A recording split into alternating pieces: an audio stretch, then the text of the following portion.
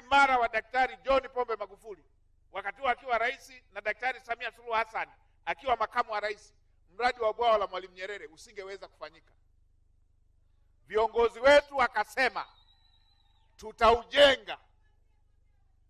Wakasema wenzetu wakubwa wale kwamba hawatatoa fedha. Viongozi wetu wakasema tutajenga kwa fedha za Watanzania. Tukaendelea na utekelezaji wa mradi huu. Sasa ukiwa uko 70-75, tukawa na mgao wa umeme, upungufu wa umeme. Na bahati nzuri sana wakati huo mtoto wetu alikuwa pale kwenye shirika kama mwenyekiti wa bodi kwenye shirika letu la umeme TANESCO, na anajua jinsi haya mambo yaliyotokea upungufu wa umeme. Kwa hiyo maelekezo na uamuzi wa serikali ikawa tufunge mikanda, tujishikeshike, tujibane, tuelekeze fedha kwenye kukamilisha mradi huu wa kielelezo, mradi wa Watanzania unaojengwa kwa fedha za Watanzania, ndoto ya baba wa taifa uweze kukamilika.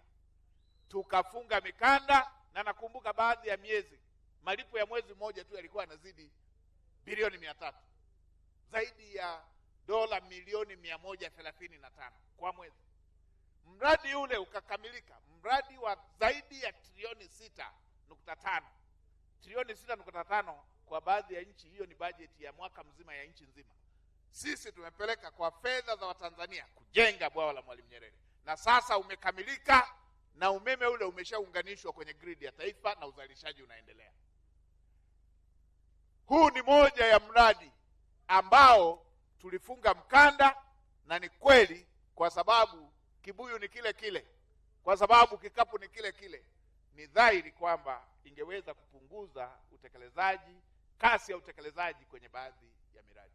Lakini nimetoa tu mfano mmoja wa mradi huu. Ipo na miradi mingine ikiwemo daraja la JPM. Ilikuwa imeshafika asilimia kama 20. Serikali ikasema tufunge mkanda, tuumalize huu tujue kuna mradi tumemaliza. Na penyewe mradi umeshakamilika kwa fedha za Watanzania, na sasa kutokea Mwanza kwenda mikoa ya upande wa pili, Geita pamoja na Kagera, wanapita juu ya daraja. Na ndugu zangu Wasukuma pale, kila siku nimekuwa nikiwaambia wakishafika pale waendelee tu kushikilia usukani. Maana yake wakiwa kwenye pikipiki ama baisikeli wanasema liaonage nzila, wanaachia kabisa na wanaweka miguu kwenye usukani. Hilo ni jambo la hatari.